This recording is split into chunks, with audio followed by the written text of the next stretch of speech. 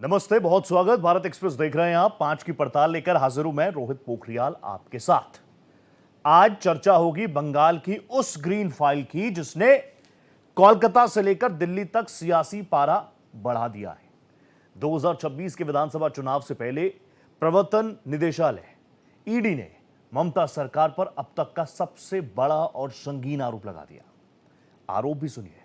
आरोप है 2742 करोड़ रुपयों का, उससे जुड़े कोयले घोटाले का और 20 करोड़ के हवाला कनेक्शन का, जिसका सीधा सिरा जुड़ रहा है ममता बनर्जी के चुनावी रणनीतिकार आईपैक से। कहानी यहीं खत्म नहीं होती।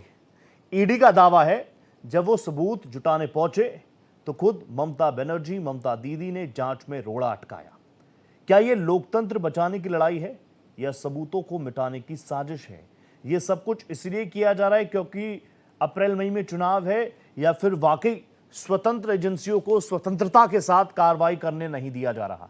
इसी पर करेंगे एक सार्थक चर्चा। जुड़ेगा बड़ा पैनल। उससे पहले ये रिपोर्ट।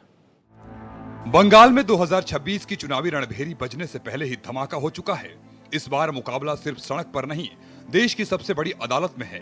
प्रवर्तन निदेशालय यानी ईडी ने सुप्रीम कोर्ट में वो हलफनामा दिया है जिसने ममता सरकार की नींव हिला दी है। मामला 2742 करोड़ रुपए के घोटाले का है, जिसके तार सीधे दीदी के चुनावी सिपहसालारों से जुड़ रहे हैं और इस मामले में ममता दीदी फंस गई हैं। ममता के खिलाफ सुप्रीम कोर्ट पहुंची ईडी। ईडी ने ममता के खिलाफ एफआईआर की मांग की। ममता बनर्जी ने रेड के दौरान बाधा डाली। ईडी के अफसरों से ममता ने दस्तावेज छीने। जांच के दौरान इलेक्ट्रॉनिक सबूत गायब हुए। ईडी ने ममता के दखल पर रोक की मांग की। ईडी के मुताबिक बंगाल के धरती से अवैध कोयला निकाला गया। करोड़ों के वारे न्यारे हुए, लेकिन चौंकाने वाला खुलासा यह है कि इस काली कमाई का 20 करोड़ रुपया हवाला के रास्ते गोवा पहुंचा। आरोप यह है कि यह पैसा आईपैक के चुनावी मैनेजमेंट के लिए इस्तेमाल हुआ, यानी कोयले की कालिक से ममता का चुनावी रथ चमकाया गया। 8 जनवरी की वो तारीख जब ईडी की टीम आईपैक के दफ्तर पहुंची तो वहां वो हुआ जो भारतीय लोकतंत्र के इतिहास में कम ही दिखता है। ईडी का संगीन आरोप है कि खुद ममता बनर्जी वहां पहुंच गईं। उन्होंने जांच रोकी, अधिकारियों को धमकाया और अपने साथ वो लैपटॉप और ग्रीन फाइल ले गई जिसमें घोटाले के सबसे बड़े राज दफन थे। 8 जनवरी को आईपैक के दफ्तर पर ईडी का छापा। प्रतीक जैन के घर और दफ्तर पर ईडी की रेड के दौरान प्रतीक जैन के घर पहुंची ममता। 100 से ज्यादा पुलिस वालों के साथ पहुंची थी ममता। दस्तावेज और ग्रीन फाइल लेकर निकली ममता। लैपटॉप, मोबाइल फोन और दस्तावेज ले गई ममता। ममता पर ईडी की रेड में बाधा डालने का आरोप। 2742 करोड़ के मनी लॉन्ड्रिंग केस में हुई थी रेड। हवाले के जरिए 20 करोड़ आईपैक तक पहुंचाए गए। अब ईडी ने सुप्रीम कोर्ट से गुहार लगाई है कि बंगाल पुलिस और प्रशासन पर भरोसा नहीं किया जा सकता। एजेंसी ने मांग की है कि जांच में बाधा डालने के लिए मुख्यमंत्री और डीजीपी के खिलाफ सीबीआई जांच हो। क्या ये सत्ता का अहंकार है या सच सामने आने का डर? मामला अब महज एक घोटाले का नहीं रहा, बल्कि संविधान बनाम राज्य की जंग बन चुका है। अगर ईडी के आरोप सच हैं, तो ये सरकारी मशीनरी का सबसे बड़ा दुरुपयोग है, और अगर आरोप गलत हैं, तो ये मुख्यमंत्री की छवि को बिगाड़ने की बड़ी साजिश। सुप्रीम कोर्ट की अगली सुनवाई तय करेगी कि बंगाल में खेला होगा या खुलासा, क्योंकि अप्रैल मई में चुनाव है। Bureau report, Bharat express. तो ये रिपोर्ट देख के अब तक आप समझ गए होंगे कि ये पूरा कोल स्कैम से जुड़ा मामला है। कथित कोल स्कैम, जिसमें बताया जा रहा है 2700 करोड़ से ज्यादा का घपला हुआ है। उसमें आईपैक की चीजें सामने आई, गोवा पैसा ट्रांजैक्ट किया गया, और आप जानते हैं जहां पर मनी ट्रेल होता है वहीं पर ईडी की एंट्री होती है। लेकिन आरोप यह है कि 2026 में बाय हुक और बाय क्रुक किसी भी तरीके से भारतीय जनता पार्टी को सरकार बनानी है। इसलिए वेदर इट्स एसआईआर यानी ईसी और it's ED, Bharatiya Janata party साम दाम दंड भेद हर एक चीज से सरकार पर प्रेशर बनाना चाह रही है। उलट भारतीय जनता पार्टी ये कह रही है कि 15 साल 14 साल वो सीएम रह चुकी है, back to back 3 consecutive times चुनकर आई हैं। अब बंगाल वासी, बंगाली कह चुका है कि दीदी बस अब बहुत हुआ। इसी पर करेंगे एक सार्थक चर्चा। असल मुद्दे क्या है, इस पर बात करूंगा। मेरे साथ एक जबरदस्त पैनल जुड़ चुका है। भारतीय जनता पार्टी बंगाल बीजेपी प्रवक्ता कुशाल पांडे साहब मुझे नजर आ रहे हैं। कुशाल भाई बहुत स्माइलिंग है। कुशाल भाई नमस्ते कर रहा हूं आपको, बहुत वेलकम मेरे शो पर।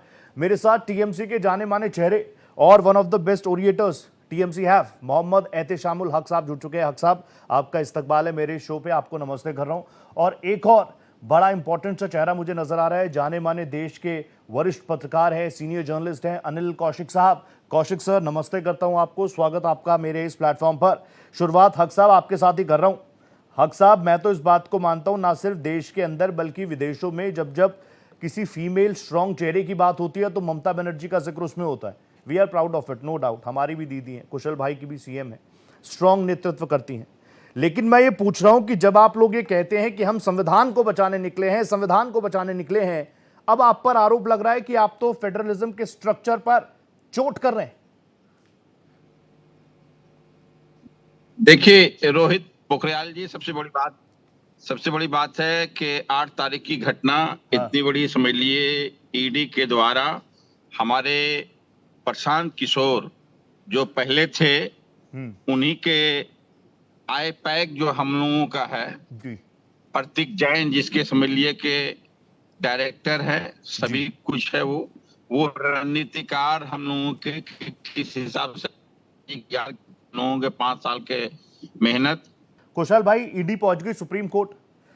2742 करोड़ का कथित कोल स्कैम है, उसमें एजेंसीज काम कर रही है। मनी ट्रेल का जिक्र हुआ, आईपैक पर छापा मारा। अब आईपैक ना तो टीएमसी का हेडक्वार्टर्स है, ना किसी टीएमसी से जुड़े नेता का हेडक्वार्टर है, उसका घर है, ना टीएमसी के ऑफिस का एड्रेस वो है जो एड्रेस आईपैक का है।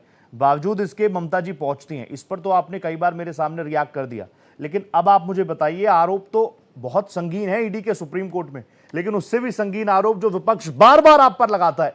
खुद ममता बनर्जी आई, माइक थामा उन्होंने, हाथ में ग्रीन फाइल्स थी, कहा nasty home minister, naughty home minister. Amit Shah by hook और बाय क्रुक डराकर, प्रेशराइज कर कर, टीएमसी को डराकर धमकाकर सिर्फ और सिर्फ सत्ता चाहती है। ऐसा करेंगे आप? से अगर हम डरा धमका करके सत्ता लेना चाहते हैं तो केंद्र में हमारी 2014 से सरकार है और उसके बाद 2016 में विधानसभा हुआ, 2021 में विधानसभा हुआ। हम डरा धमका करके राज्य ले सकते थे, लेकिन बंगाल की जनता हमें चुन करके लाएंगी। बंगाल की जनता जिस तरह से तृणमूल कांग्रेस की सरकार में त्रस्त हो चुकी है, 2026 में सिर्फ और सिर्फ विकल भारतीय जनता पार्टी है। और जो मुख्यमंत्री गृह मंत्री को के ऊपर में आरोप लगा रही हैं, इनके सांसद लोग दिल्ली में जाकर के गृह मंत्री के घर के सामने में धरना दिए, तो मुख्यमंत्री को ये नहीं मालूम है कि ये जो ईडी और सीबीआई है, ईडी आता है वित्त मंत्रालय के अंदर में, गृह मंत्रालय के घर के सामने जाकर के इनके सांसद लोग धरना क्यों दे रहे हैं? हाँ। मैं तो ये पूछना चाहूंगा मुख्यमंत्री के सामने। और बात रही जो मुख्यमंत्री फाइल लेकर के भाग रही हैं, एक प्राइवेट कंपनी जिसके पास में सरकारी स्टाम्प मारा हुआ, राज्य सरकार का जो स्टाम्प होता है वो मारा हुआ फाइलें क्या कर रही थी?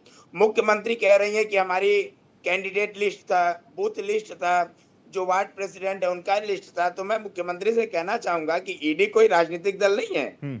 ईडी कोई राजनीतिक दल नहीं है कि आपका कैंडिडेट लेकर के प्रत्याशी देगा या तो फिर आपके बूथ एजेंट को खरीदेगा। ईडी एक जांच एजेंसी है। उससे पता चला कि इस जगह में जो मनी लेंडिंग हो, कोयला घोटाला हो, बालू घोटाला, जितने सरकारी घोटाले हैं, हाँ। उसकी फाइलें वहां पे पड़ी हुई है। हाँ। ईडी वहां पे पहुंचती है, लेकिन तत्काल मुख्यमंत्री वहां पहुंच करके हाँ।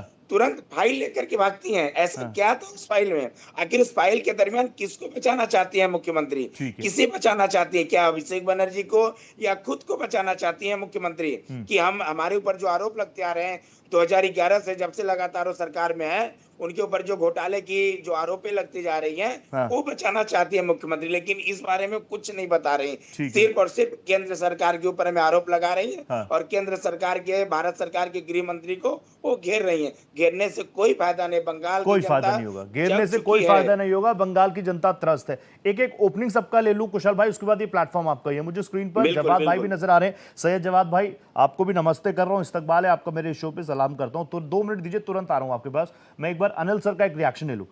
अनिल सर, आपने तो लंबे वक्त तक पत्रकारिता की है और आप अभी भी कर ही रहे हैं। सत्ता और सिस्टम को आपने बहुत करीब से कवर किया है। इस तरह का हस्तक्षेप इससे पहले कभी देखा था क्या? या इसकी हमारे लोकतांत्रिक व्यवस्थाओं में जगह है क्या कि एक केंद्रीय एजेंसी पहुंचेगी, सूबे की सीएम पहुंचेंगी, 100 पुलिस वाले साथ में होंगे, फाइलें छीन कर ले जाएंगे? इसकी जगह है क्या? रोहित भाई, मैं समझता हूँ कि ये जो पश्चिम बंगाल में जो सबसे बड़ा संकट है वो मर्यादा का ही है। हम्म। और ये आज से नहीं, हमने जब से ममता दीदी सरकार में आई हैं तब से हमने ये उठापटक देखी है। जी। जब जगदीप धनखड़ जी राज्यपाल थे, हम्म। उस समय तो ये बहुत शीर्ष पर था, और कोई दिन ऐसा नहीं शुरू होता था कि सुबह 7 बजे से लोग ट्विटर पे फाइट नहीं देखते थे। यस। और फाइलों को लेकर के झमेला होता था। कभी कोई क्रिमिनल एक्ट वहाँ क्रिएट किया जाता था, राजभवन में पुलिस भेज दी जाती थी। और जब एक सरकारी अधिकारी को नोटिस आया ईडी का, तो वो धरने पे बैठ गई। और वो धरने पे ऐसे बैठे कि उन्होंने पुलिस को अपना काम ही और ईडी को अपना काम ही नहीं करना दिया, और पुलिस अधिकारियों ने खुद ईडी के अधिकारियों के खिलाफ वहां पर केस दर्ज कर लिया। जी। तो वहां पर ये मर्यादा है, जो एक राज्य की और केंद्र की जो मर्यादा होनी चाहिए काम करने की, ये हमारा जो फेडरल स्ट्रक्चर है, यही पूरा दांव पे लगा हुआ है पश्चिम बंगाल में। अब आप ये देखिए कि अगर मैं ये बात करूं कि भाई मुख्यमंत्री को कैसा आचरण करना चाहिए, तो मेरे लिए ये बहुत बड़ा शब्द होगा, मैं नहीं बोल सकता लेकिन जो मुख्यमंत्री पद पे बैठे हैं, कम से कम उनको ये मर्यादा का ध्यान रखना चाहिए कि भाई आपको किस तरह का आचरण करना चाहिए। आपके मतभेद हो सकते हैं, राजनीतिक अनिल दा, आप बिल्कुल सही कह रहे हैं अनिल दा, लेकिन आप उनका डर नहीं समझ रहे। अनिल दा, वो कह रहे हैं आपने पहले एसआईआर कराया क्योंकि आपको डर था, आपने आम लोगों को बांग्लादेशी कह दिया। ममता दीदी उसके खिलाफ भी सड़कों पर उतरी ना। ममता दीदी ने यह तक कह दिया अनिल दा कि मैं एसआईआर के खिलाफ सड़कों पर उतरी, इसलिए ये ईडी एक्शन हो रहा है। ईडी के अधिकारियों पर 3 एफआईआर दर्ज हुई। ये तो बताइए कि पिछले 70-75 साल में अनेक बार मतदाता सूची का पुनरीक्षण होता है। उसको आप अलग अलग नाम देते हैं। कभी अभी आपने उसको एसआईआर कह दिया, कभी उसको मतदाता सूची का निरीक्षण परीक्षण कहते हैं, लेकिन ये हर 5-10 साल में ये प्रक्रिया होती है। और अभी चूंकि मोदी जी के कार्यकाल में शायद पहली बार हुई है, इसलिए शायद इस पे ज्यादा हंगामा है। अब आप एक बात बताइए, राजनीतिक दल पहले क्या करते थे, चाहे कांग्रेस थी या कोई भी राजनीतिक दल थे जो केंद्र में रहे, वो जीत हासिल करने के लिए हमेशा ये जो आपके लोकसभा या विधानसभा क्षेत्र होते थे, उनको ही चेंज कर देते, उनकी ज्योग्राफी चेंज करते थे। और उस समय ये भी कभी सत्ता में रही है, केंद्र में भी रही है ममता दीदी, इनको मालूम है कि ये सामान्य सी प्रक्रिया है। लोकसभा के क्षेत्र बदले जाते हैं, विधानसभाओं के क्षेत्र बदले जाते हैं, उनसे ज्योग्राफिकली उनका स्ट्रक्चर बदलता है, मतदाता सूचियों से भी बदलता है। ये सब part of the democratic game है। ठीक है, हर पार्टी उसको अपने अपने ढंग से करती है। लेकिन अगर आप इस बात को ये माने कि इसमें चुनाव आयोग जो है वो कोई पार्टी है, तो चुनाव आयोग पार्टी नहीं है। नहीं, तो ये आरोप लगा ही चुके हैं, विपक्ष तो कह ही रहा है election commission is now modified. वो तो मॉडिफाइड कह रहे हैं, उसको मॉडिफिकेशन कह रहे हैं। मैं एक बार ओपनिंग ले लूं सबका, आपसे बहुत इंटरेस्टिंग चीजें निकल रही है। मैं आ रहा हूं आपके पास अनिल दा। हक साहब, मुझे बताइए ना, वो तो यही आरोप लगा रहे हैं कि you are attacking, TMC is attacking on federal structure of India.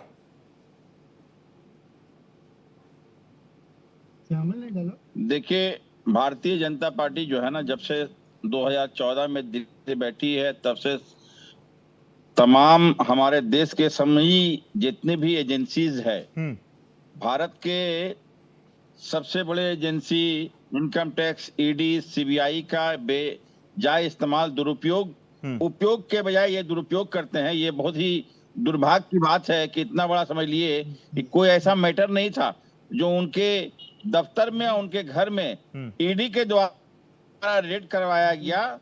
तो ये बहुत दुर्भाग्य की बात है कि केंद्र सरकार के इशारे पर जो इनकम टैक्स और ईडी की जो छापे अपोजिशन पार्टियां के पास में पड़ रही है, और ये हमारा, समझ लिए, प्राइवेट दफ्तर ही नहीं, वो हमारे पार्टी के दफ्तर, ये बात समझना होगा, वो हमारी पॉलिटिकल दफ्तर है। वहां पूरा हमारा रणनीति बनता है। हमारे 5 साल का रणनीति हमारा क्या है, हमारा अगले महीने में हम कैंडिडेट को जो है नाम घोषित करेंगे, 294 विधानसभा, हमें किसको टिकट देना है, किसको टिकट नहीं देना, वो सब मेरा डेटा सीक्रेट था। लेकिन ईडी एक ऐसा एजेंसी को केंद्र सरकार ने इस हिसाब से इस्तेमाल कर रहे हैं। और हमारे जो अभी राजनीतिक विश्लेषक है, कह रहे कि 8 बार एसआईआर हमारे देश में हुआ। देश में 8 बार एसआईआर हुआ, लेकिन उसमें समय सीमा था। लास्ट 2002 में 2 साल का वक्फा था, 2 साल का टाइमिंग था। ये 45 दिन या 50 दिन का टाइमिंग नहीं था। आज 7 करोड़ 66 लाख मतदाता हमारे पश्चिम बंगाल में है।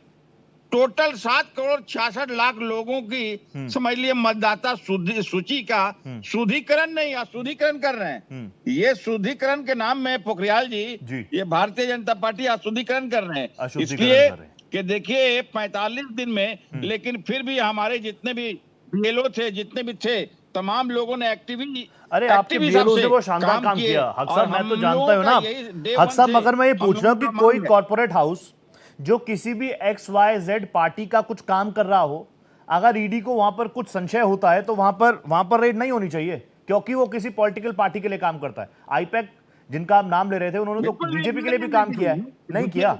सबसे पहले ये मनी लॉन्ड्रिंग का केस है।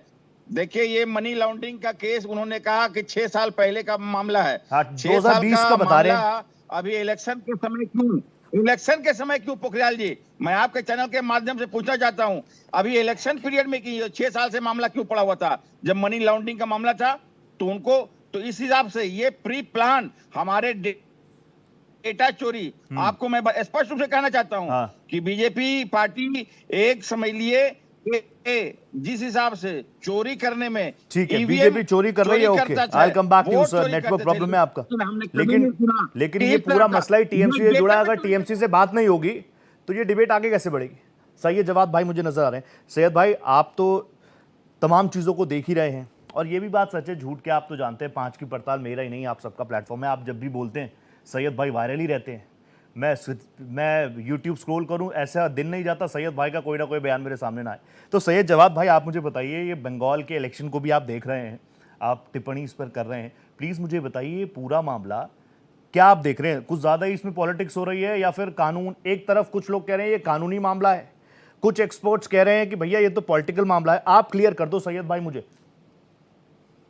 रोहित भाई बहुत बहुत धन्यवाद आपका वक्त लेने के लिए, और सभी को मेरा जय हिंद, जय संविधान। जय हिंद। देखिए क्या है, पहले हम लोग एक खेल खेला करते थे, तोता ओड़, मैना ओड़, चील ओड़, ये खेल खेला करते थे।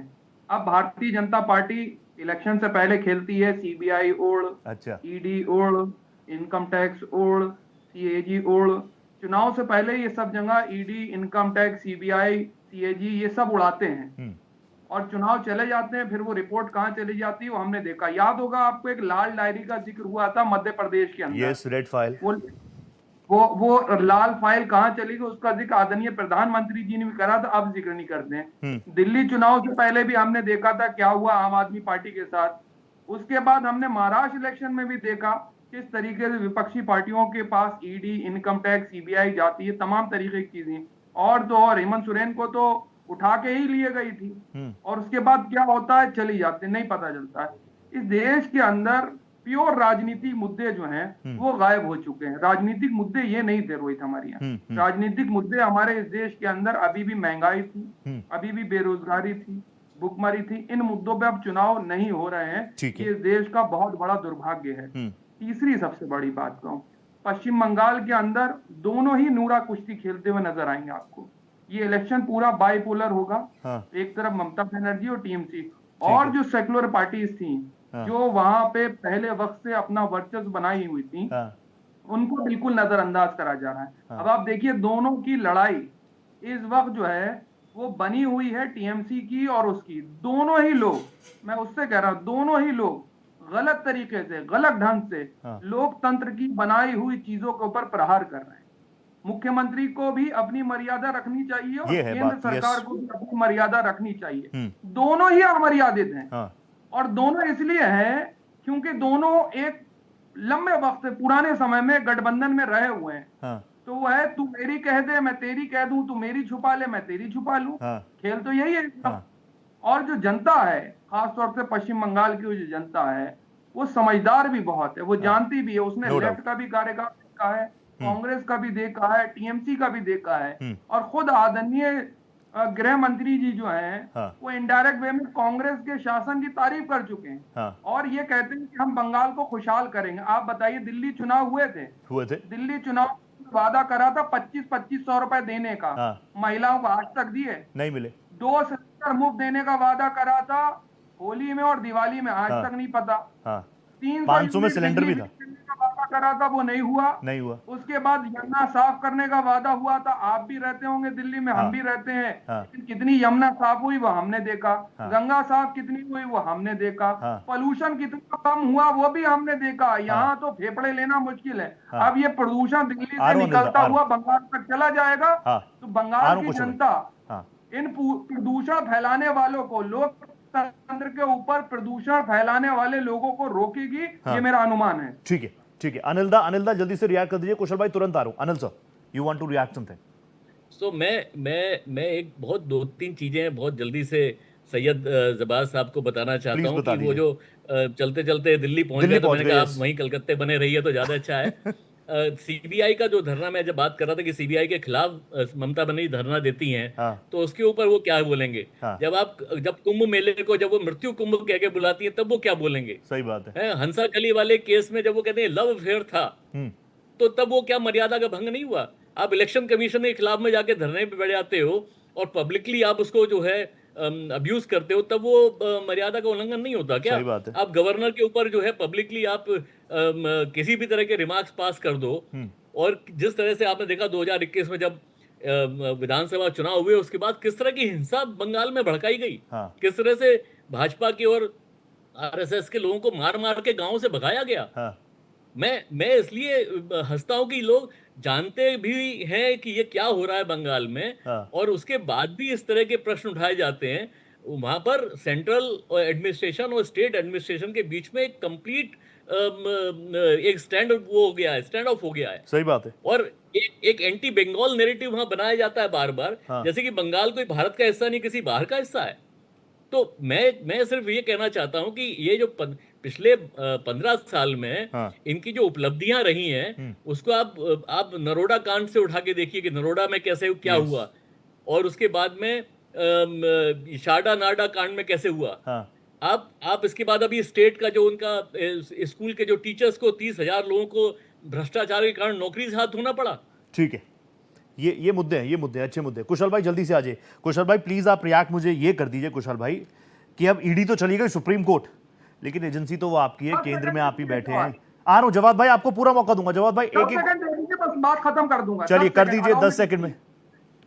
नहीं, ये ईडी, सीबीआई, इनकम टैक्स, ये भाजपा के नेताओं के घर पे क्यों नहीं जाती? शिवेंदु अधिकारी के ऊपर भी तो केस हैं, ठीक है, वहां क्यों नहीं जाती? ये भाजपा के नेता नहीं मिलते इनको कोई।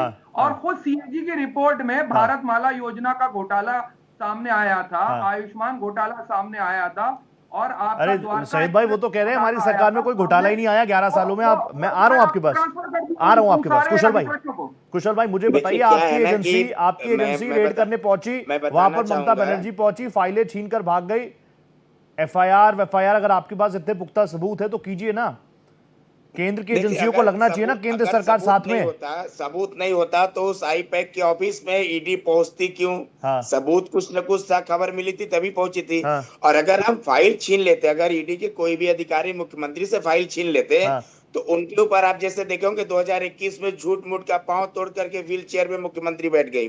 ठीक उसी प्रकार से मुख्यमंत्री कहते कि ईडी के अधिकारी जो थे एक पुरुष थे, हमसे फाइल छीने, हमें चोट लगी, हॉस्पिटल में भर्ती हो जाती और फिर अपना सिंपैथी लेने लगती, पब्लिक को फिर गुमराह करने लगती। देखो ईडी के अधिकारी मेरे साथ जबरदस्ती किया। अगर आप सच को आज कैसा, अगर सच है, आप ईमानदार हैं, आप तो फाइल लेकर के आपको तो फाइल सौंप देना चाहिए। तय लीजिए, फाइल लीजिए और आपको देख लीजिए, अगर इसमें अगर कोई घोटाला है तो जो घोटाला किया है उसे पकड़ के ले जाइए। लेकिन 2011 से जैसे भाई साहब कह रहे थे कि ये यूपी चले जाएंगे, दिल्ली चले जाएंगे, बिहार चले जाएंगे, बंगाल का स्थिति है कि 2011 से जब से तृणमूल कांग्रेस की सरकार बनी है, काम सिर्फ घोटाला हुआ है, सिर्फ घोटाला। जो भी योजनाएं ले लीजिए, केंद्र सरकार का हो वहाँ घोटाला मिलेगा, शिक्षक घोटाला हो, चाहे तिरपाल घोटाला हो, चाहे चावल घोटाला हो, जितने भी घोटाले हैं सारे मुख्यमंत्री के हैं। इसीलिए हम लोगों ने एक नारा दिया है, कि चोर और घोटालों का एनर्जी ममता बनर्जी, क्योंकि ममता बनर्जी एनर्जी देती है यहाँ के घोटालेबाज नेताओं को, घोटालेबाज काउंसिलर को, घोटालेबाज विधायकों को, क्योंकि हर समय घोटालेबाज बैठेंगे तो भारतीय जनता पार्टी की वॉशिंग मशीन में आ गए। अरे भाई साहब, वॉशिंग मशीन हो सैयद भाई, वॉशिंग मशीन हो, चाहे 100 रुपए से लो, मेरे पास है तो हम दे रहे हैं, हम धो रहे हैं। मेरे वो पास 70,000 करोड़ के घोटाले बाद नहीं हुआ। वो जो थे वो कहाँ चले गए? उसका जिक्र तो आदरणीय प्रधानमंत्री जी ने खुद करा था। सरकार थी, कितने मंत्री के हमने ऊपर में थोड़ी चार्ज कहा। लगा? बीजेपी के नेताओं के ऊपर में चार्ज लगाती। बंगाल में तो आपका सीबीआई है, आपका तो सीआईडी है ना, पुलिस है ना, उठाए ना शुभेंदु अधिकारी को, उठाए ना किसी भारतीय जनता पार्टी के कार्यकर्ता को। तो काहे की जाते हैं जब आपके यहाँ कार्रवाई होती है, कर्नाटक के अंदर होती है, तेलंगाना के अंदर होती है, तृणमूल तो आप लोग कांग्रेस के घर में सड़कों पे पहुंचती आकर है। प्रदर्शन करते हैं, कानून हाथ में भी लेते हैं। कांग्रेस के ही नेताओं के घर में पहुंचती है, तृणमूल कांग्रेस के नेताओं के घर में पहुंचती है, क्योंकि घोटाले वहीं पर है। तृणमूल कांग्रेस के मंत्रियों के गर्लफ्रेंड सैयद भाई, कुशाल भाई कह रहे हैं कि ईडी बिल्कुल इंडिपेंडेंट है, जहां ईडी को इनपुट मिलते हैं ईडी वहीं पहुंचती है, ईडी को वो बिल्कुल भी इफेक्ट नहीं करते, ईडी को डायरेक्शन नहीं करते कि यहाँ जाना है कि वहां जाना है कि इस नेता के घर जाना है, जहां ईडी जाए बिल्कुल फ्री है, इंडिपेंडेंट है। कुशाल भाई गलत तो नहीं कह रहा? ईडी एक जांच एजेंसी है। हाँ, ईडी तो कोई जांच एजेंसी है। आरो सैयद भाई, हक साहब मुझे नजर आ रहे हैं। हक साहब ने मेरी रिक्वेस्ट मान ली है। हक साहब प्लीज आप मुझे बताइए, आप मतलब you know I regard you as my big brother. आपका छोटा भाई ये कह रहा है कि अगर इतना ही शोर शराबा मच रहा है तो ममता दीदी और आपकी पार्टी को ये नहीं कहना चाहिए कि भैया आईपैक तो प्राइवेट संस्था है, चेक कर लो, हमें क्या लेना देना। आईपैक को अलग कीजिए, टीएमसी को अलग कीजिए, जो आरोप लग रहे हैं आईपैक पे जांच एजेंसी कर ले काम। चोर के दाढ़ी में तिनका, वही है मुख्यमंत्री। हक साहब देखिए पोखरियाल जी, सबसे बड़ी बात है कि आईपैक और तृणमूल एक कोइन होता है जिसका ये पिट और वो पिट बोलते हैं, दोनों एक ही, इसमें कोई फर्क नहीं है। आईपैक अभी हमारे लिए स्ट्रेटेजी बनाते हैं, हमारे लिए आज 2021 में बनाए थे। आज भारतीय जनता पार्टी उस टाइम में शुभेंदु अधिकारी नहीं थे, उस टाइम में दिलीप घोष सभापति थे राज्य के, उन्होंने बड़ी बड़ी बात कहे थे, अब की बार 200 के पार। लेकिन जनता ने उनको नकार दिया। हमारे भाई जो भारतीय जनता पार्टी के प्रवक्ता जिस आप बोल रहे हैं, सबसे प्रसिद्ध नाम है इनकम टैक्स, ईडी और सीबीआई, भारत के बीजेपी के ये तीनों है भाई, बात समझना होगा। भाई भाई का काम आता है, और जिस हिसाब से रेड किया गया है इस हिसाब से रेड किया जाता है क्या? वो हमारा पार्टी का दफ्तर है और पार्टी का लिए रणनीति बनती है, लेकिन क्या है इनके पास, भारतीय जनता पार्टी के पास में कोई भी समझ लिए पश्चिम बंगाल में कुछ रणनीति नहीं है। इनको तो बांग्ला भाषा नहीं आता, ये बड़ी बड़ी बात करने से होगा? ये इनसे पूछना चाहिए रोहित जी, इनसे पूछना चाहिए कि ऐसा कौन सा कानून है जो ये कहता है कि केंद्रीय जांच एजेंसी जो है किसी पार्टी के दफ्तर में नहीं जा सकती। भाई ऐसा कौन सा कानून हमें बता दीजिए। अनिल दा, उनका सवाल ये कि ये पार्टियां, ये पार्टी कार्यालय के ऑफिस सिर्फ विपक्ष के क्यों हैं? सैयद भाई प्लीज आप मुझे बता दीजिए। एक सवाल ये भी तो होगा सबके मन में। एक बात आपने अच्छी बोली कि ईडी जो है एक के बाद एक केसेस तो कर रही है, लेकिन कन्विक्शन रेट कितना? वो 0.001% होगा, तो निष्पक्षता पर तो सवाल उठेगा, साख पर भी सवाल उठेगा। Correct me if I am wrong Syed भाई। नहीं, बिल्कुल अभी तक कन्वेक्शन रेट आप देखिए ईडी का कितना आ रहा है और कितने लोगों को सवाल तो खड़े करना लोकतंत्र में जरूरी है। कोई भी संस्था लोकतंत्र से बड़ी नहीं है। और खुद डॉक्टर राम मनोहर लोहिया का मुझे कथन याद आ रहा है कि जब सड़कें सूनी हो जाती हैं तो संसद आवारा हो जाती है। अब आपके पास पूर्ण बहुमत की सरकार भी नहीं है, और आपको याद होगा 2019 के अंदर प्रचंड बहुमत की सरकार में भारतीय जनता पार्टी को 22 सीटें लोकसभा के अंदर मिली थी, और इस बार के इलेक्शन में भारतीय जनता पार्टी आधी रह। एक जो मोमेंटम था 2019 के बाद से, हम लोग ने 2022 के इलेक्शन को देखा, हम लोग बंगाल में थे और उस चीज को बहुत करीब है। जिस एग्रेशन के साथ भारतीय जनता पार्टी चुनाव 2022 के अंदर लड़ रही थी, 21 में उसकी तैयारी दिख रही थी, वो इस बार मुझे लगता है वो उतने एग्रेशन के साथ नहीं दिख रही है। क्यों सर भाई? मैं कह रहा हूं महाराष्ट्र, हरियाणा, फिर राजधानी दिल्ली, जो राजधानी दिल्ली लग रहा था अजय नहीं हो सकती, ये आम आदमी पार्टी का अजय किला है, इसको बीजेपी ढहा ही नहीं सकती। 2014 में मोदी लहर था, मोदी मैजिक था, तब भी नहीं हुई दिल्ली भी इस बार हो गई। फिर बिहार हमने देख लिया। आपको लग रहा है कि बंगाल में एग्रेशन नहीं है बीजेपी के अंदर? नहीं, वो एग्रेशन बंगाल में नहीं है। रीजन उसका क्यों है? क्योंकि ममता बनर्जी जानती हैं भारतीय जनता पार्टी की इनर पॉलिटिक्स को, और भारतीय जनता पार्टी के पास अपना खुद का कार्डर बेस नहीं है। बहुत से लोग उनके पास टीएमसी से गए हैं, बहुत से लोग लेफ्ट से गए हैं, बहुत से लोग कांग्रेस छोड़ करके गए हैं। तो अपना अगर कार्यकर्ता अगर देखें जमीनी स्तर पर जो कैडर था वो बाहर से ला करके लोगों को ट्रेन में डाल डाल करके वहां पर जा करके माहौल एक बना सकती हैं। लेकिन पश्चिम बंगाल की जो अभी तक ज्योग्राफिकल कंडीशन है, जो पॉलिटिकल कंडीशन है, वो as compared to other state मुझे लगता है कि बहुत डिफरेंट है। उसको आप ये सोचते हैं कि दिल्ली के अंदर आकर के आप उस तरीके से चला लेंगे, क्योंकि हिंदी पट्टी के अंदर भाषा का बहुत बड़ा एक फर्क है। हिंदी पट्टी के अंदर आप जो है वो एक जो है अपना एक ध्रुवीकरण का मुद्दा चला सकते हैं, चीजें कर सकते हैं। लेकिन पश्चिम बंगाल के अंदर मुझे लगता है पश्चिम बंगाल से ज्यादा, पश्चिम बंगाल तो उनका रहेगा, लेकिन पश्चिम बंगाल से ज्यादा आसाम की तरफ वो फोकस करना चाह रहे हैं, क्योंकि बिल्कुल उसके बाद आसाम लगा हुआ है। और पश्चिम बंगाल का ध्रुवीकरण आसाम में सत्ता ना चली जाए, ठीक है, वो उनके लिए एक बड़ा सेटबैक होगा। और उसके बाद यूपी है। तो वही तो मैं कह रहा हूँ, मुझे सैयद भाई, मैं आपसे इस पॉइंट को समझूंगा। बंगाल में ऊपर नीचे चीजें हो जाए ना, 38.6% का उनका वोट शेयर है 2021 से लेकर, और अभी लास्ट जो लोकसभा चुनाव तक गए ना 38 के आसपास ही है, कम नहीं हुआ। मेरे को एक एक्सपर्ट ये भी बता रहे थे 50 लाख वोट्स का ही फर्क है, और इस बार तो 58 लाख वोट जो है वो तो प्योरीफाई हो गए, वो उधर चले गए। SIR वाली प्रक्रिया में 58 लोग गायब हैं, इसीलिए बीजेपी एक्साइटेड भी है और बीजेपी कॉन्फिडेंट भी है। ओवर कॉन्फिडेंट मैं नहीं कह रहा, वो कुशल भाई बताएंगे हैं कि नहीं है। लेकिन अनिल दा प्लीज आप मुझे समझा दीजिए, मैं वापस आऊंगा सैयद भाई। अनिल दा प्लीज आप मुझे समझा दीजिए, सैयद भाई को अग्रेशन नजर नहीं आ रहा, लेकिन मैं, और उन्होंने जिक्र किया कि हिंदी भाषी। अब आप बिहार देख लीजिए, बिहार में भी तो कभी कोई मानता था कि भारतीय जनता पार्टी बड़े भाई के रूप में आएगी, सबसे ज्यादा सीट्स इस बार भारतीय जनता पार्टी। यही एग्जाम्पल महाराष्ट्र में भी तो मराठी वर्सेस हिंदी वो आज तक भी चली रहा है, कोई नहीं, मैं आऊंगा सैयद भाई, I make you correct my self. लेकिन एक बार अनिल जी का रिएक्शन ले लो उस पर। अनिल दा बताइए, वो अग्रेशन नहीं है बंगाल में भारतीय जनता पार्टी के अंदर, वाई सो? देखिए, पहली बात तो उनको ये समझना चाहिए कि एग्रेशन से चुनाव नहीं जीते जाते, चुनाव जीते जाते हैं रणनीति से। और बीजेपी ने की रणनीति आप देखिए पिछले 2 चुनाव में, कि उन्होंने बंगाल के इलेक्शन को बाइनरी कंटेस्ट बना दिया।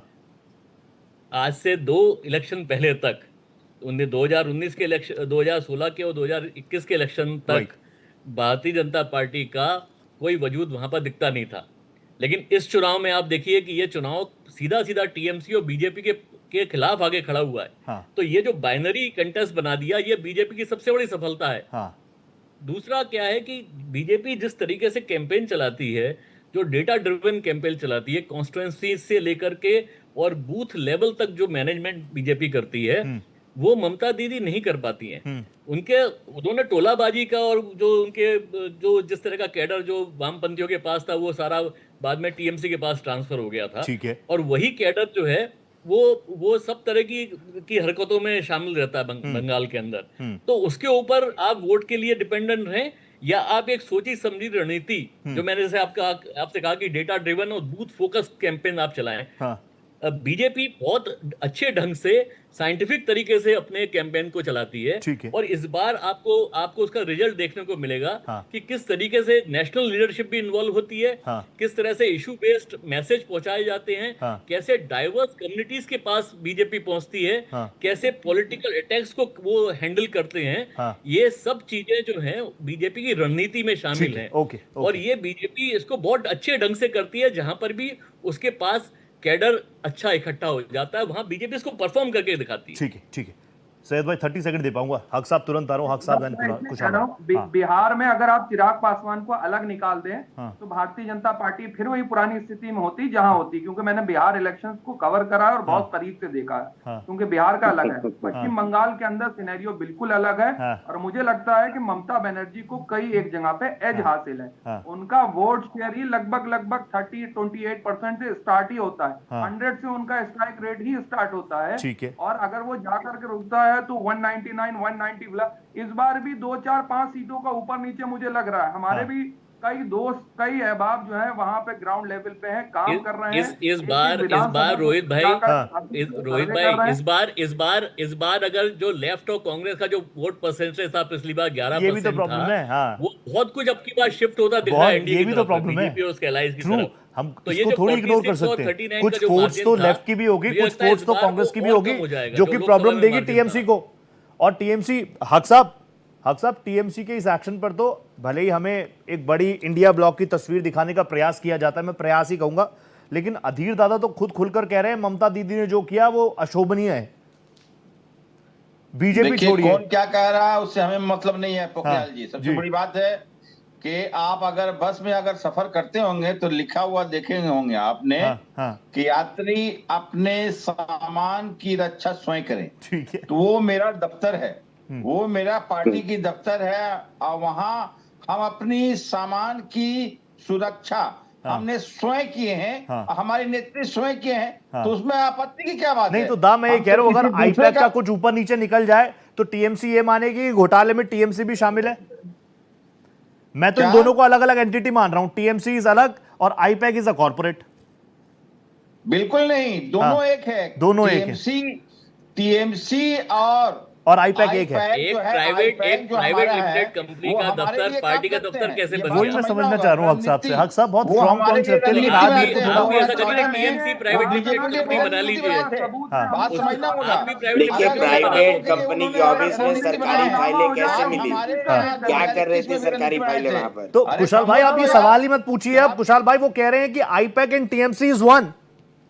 हाँ, तो मैं तो वही तो कह रहा हूँ कि अरे ये तो ईडी से जो फाइल मुख्यमंत्री अपने घर में बचा करके रखी थी, वो फाइल वो भेज दी थी आईपैक के ऑफिस में। उन्हें लगा था कि आईपैक के ऑफिस से पहुंच नहीं पाएगा ईडी कभी पहुंच नहीं पाएगा, लेकिन ईडी को सूचना मिली, वहां पहुंची। अभी ये कह रहे थे कि वहां पर हमारे कॉल सेंटर का काम होता है, हमारे वहां सूचना दिया जाता है। अब ये कह रहे हैं कि पार्टी का कार्यालय है। मैं कहता हूं कि आरोप साबित होने दीजिए, इन्हें पलड़ा झाड़ने में समय नहीं लगेगा। बोलेंगे नहीं वो तो प्राइवेट कंपनी थी, उससे मेरा कोई लेना देना नहीं है, तुरंत मुख्यमंत्री पल्ला झाड़ करके निकल जाएंगी। मैं बता दूं, सैयद भाई की जवाब दे दूं कि वो कह रहे थे कि भारतीय जनता पार्टी के पास पश्चिम बंगाल में कार्यकर्ता नहीं है। चलिए हम मान सकते हैं कि तृणमूल कांग्रेस के गुंडों के कारण, तृणमूल कांग्रेस के तोलाबाजों के कारण भारतीय जनता पार्टी के पास कार्यकर्ता का हो सकता है कुछ कमी हो। आपके पास तो नेता नहीं था। बिहार से शत्रुघ्न सिन्हा को ले आए चुनाव लड़ाने के लिए, कीर्ति आजाद को चुनाव ले आए लड़ाने के लिए, उसके बाद आप लेकर के आए गुजरात से यूसुफ पठान को लेकर। आपके पास तो नेता ही नहीं है। आपके पास में एक पोस्ट है, जो बाकी सब लैंप पोस्ट है। मुख्यमंत्री है अभिषेक बनर्जी है, बाकी जितना पोस्ट है सब लैंप पोस्ट है। कोई पोस्ट नहीं है जो अभिषेक बनर्जी बोलेंगे। तो आपका कैडर है नहीं है, पहले मुझे बताइए, फिर मैं गुंडागर्दी का सवाल तो पूछूंगा बाद में। कुशल भाई आपका कैडर है मजबूत इतना? लग रहा है कि 26 में हो गया खेल, 2026 में या 21 की तरह खेला। जनता तय कर चुकी है कि तृणमूल कांग्रेस को हटाना नहीं है, इनका विसर्जन करना है। जिस तरह से मुख्यमंत्री कार्निवल करके माँ दुर्गा का विसर्जन करती हैं, ठीक उसी प्रकार से बंगाल की जनता उसी तरह कार्निवल करेगा, काली घाट से विसर्जन करेगा मुख्यमंत्री का। चलो कुशल भाई, कम से कम आपने ये तो माना कि ममता बनर्जी दुर्गा माँ की प्रतिमा का विसर्जन करती है, वरना तो आप कह रहे थे कि वो करती नहीं है, दुर्गा पंडाल नहीं लगने देती, वो हिंदू ही नहीं है, वो तो नमाजवादी है, ये आरोप भी लगाए थे। चलिए कम से कम आपने माना तो सच। हक साहब जल्दी से रिएक्ट कर दीजिए। देखिए हमारे कुशल पांडे जी ने कहा, अपनी बात ही से समझ लिए वो घिर गए, और आपने जब उनको ब्रेक किए, इंटरप्ट किया, तो वो खुद मुस्कुरा रहे हैं। भारतीय जनता पार्टी का ये दोहरा नीति है, ये सिर्फ एलिगेशन लगाने के काम करती है। उन्होंने कहा ना कि भारतीय जनता पार्टी यहाँ दुर्गा पूजा मनाने नहीं दिया जाता है, लेकिन कितने अच्छे ढंग से आपके चैनल में एक्सप्लेन किए कि कार्निवल समझ लीजिए जब होता है तो आप मेरा जवाब सुने नहीं। मैंने कहा कि कार्निवल के दौरान विसर्जन किया जाता है, दुर्गा पूजा का मैंने बात नहीं। दुर्गा पूजा तो हमें हाई कोर्ट से परमिशन लेना ही पड़ता है। मैंने कार्निवल का बात किया कि कार्निवल की तरह विसर्जन होता है। आपको बता देना चाहिए, जिस तरह से कार्निवल चल रहा था, विसर्जन हो रही थी, लेकिन एक जिले में आप पता है, लेकिन मुख्यमंत्री वहां नहीं पहुंची है, क्योंकि मुख्यमंत्री से पहले जो करने वाले उनके जो अभिनेता लोग थे वो जरूरी थे, मुख्यमंत्री वहां नहीं पहुंची है।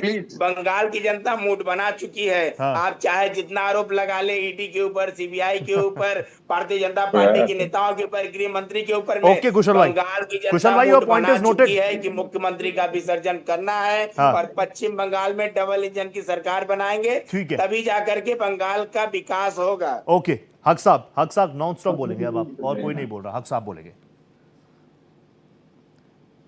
हक साहब बोलिए।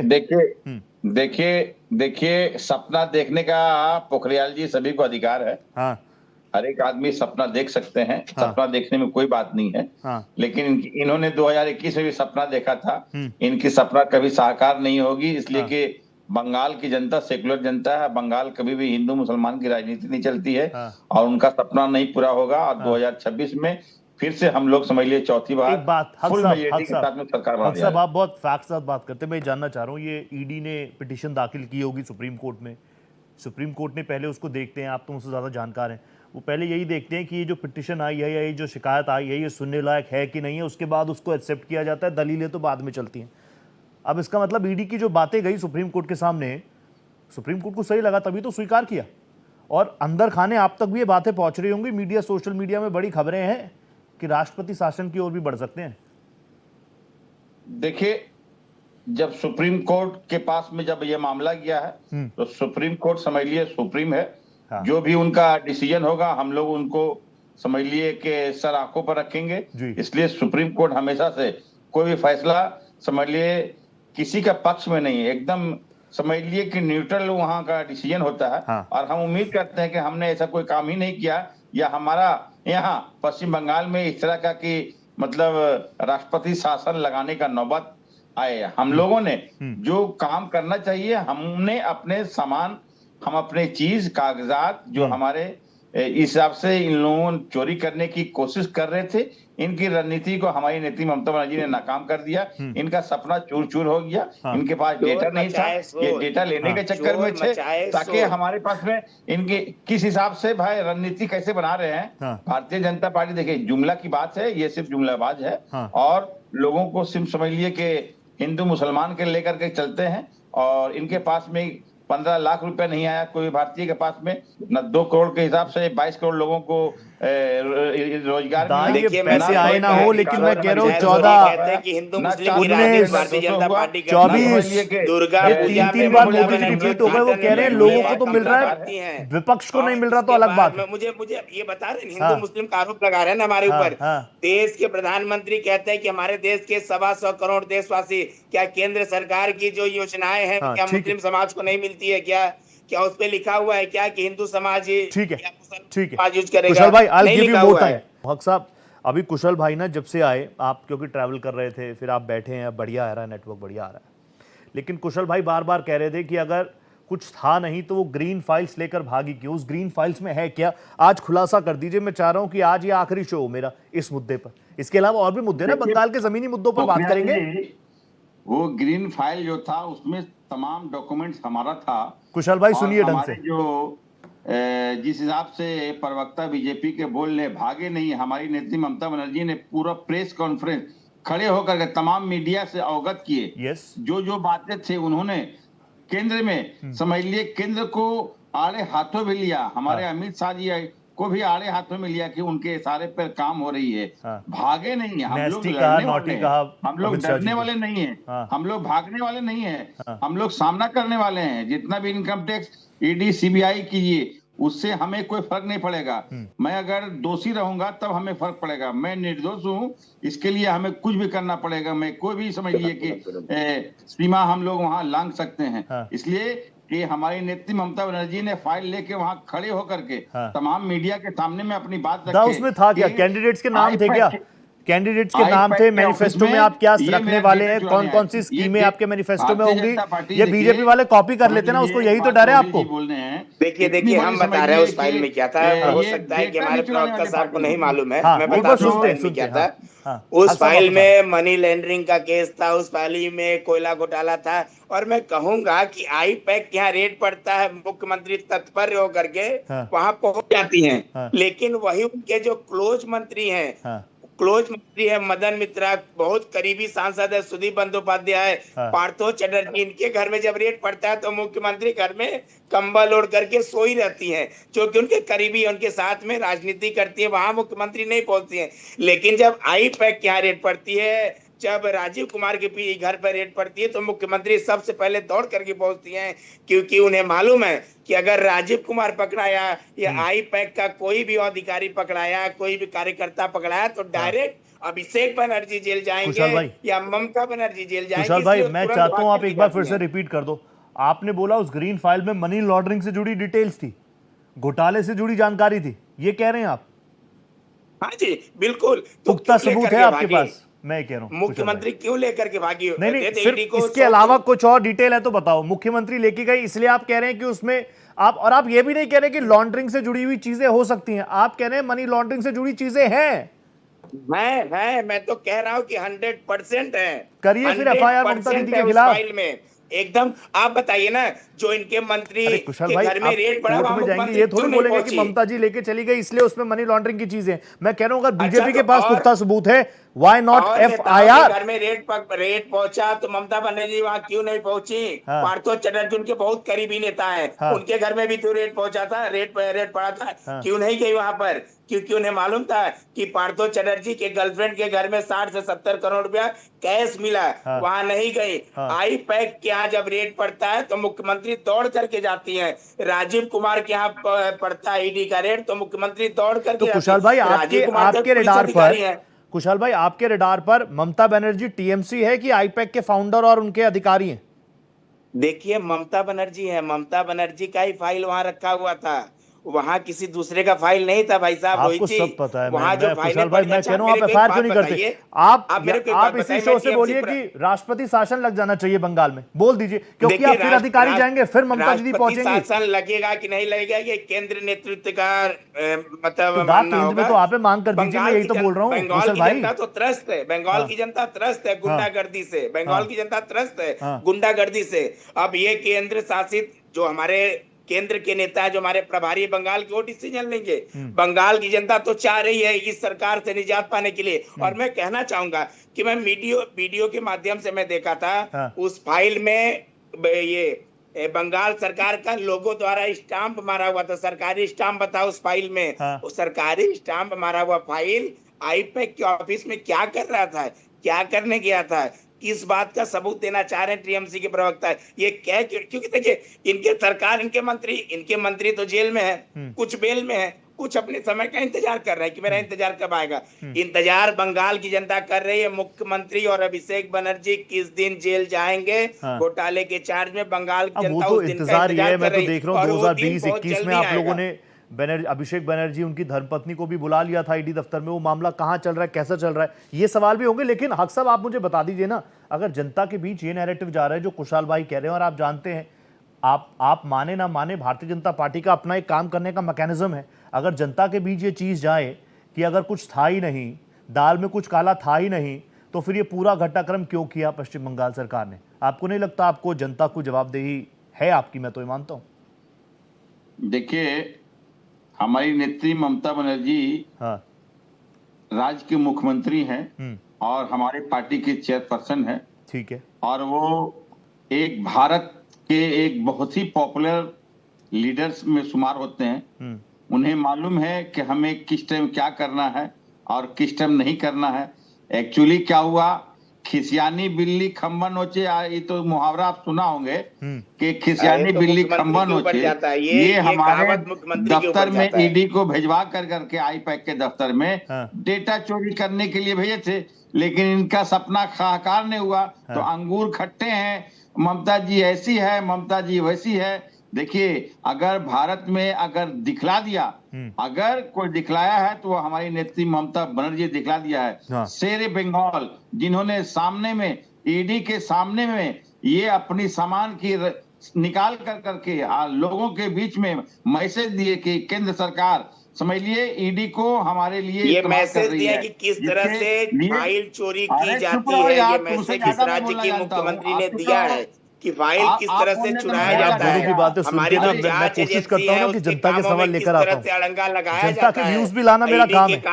हक साहब, कुशाल भाई, आज वक्त मुझे इतनी इजाजत दे रहा है, लेकिन आप दोनों ही मेरे रेस्पेक्टेड पैनलिस्ट हैं। मैं तो यही कहूंगा कि अब बंगाल में लड़ाई सिर्फ सत्ता की नहीं है, लड़ाई अब भरोसे की भी है कि एक सिटिंग चीफ मिनिस्टर ठीक कह रहे हैं, उनका प्रशासन ठीक कह रहे हैं, या फिर एक वो एजेंसी जिसको लेकर दुनिया में माना जाता है कि ED, CBI, भारत की जांच agency, including election commission of India, उनके काम करने का तरीका लाजवाब है, शानदार है। 140 करोड़ लोगों के देश में जिस तरीके से काम करती हैं, दूसरे देशों के जो सुपर पावर्स खुद को कहते हैं वो यहाँ पर रिसर्च करने आती हैं। तो भरोसे का भी सवाल है। आप दोनों को बहुत बहुत धन्यवाद। कुशाल भाई, आप जुड़े मेरे साथ, अभी तो मामला लंबा जाएगा, वापस आपको बैठना पड़ेगा। हक साहब, it's a pleasure having you, thank you so much. आप दोनों को नमस्ते। फिलहाल 5 की पड़ताल में आज इतना ही, दीजिए इजाजत, नमस्कार।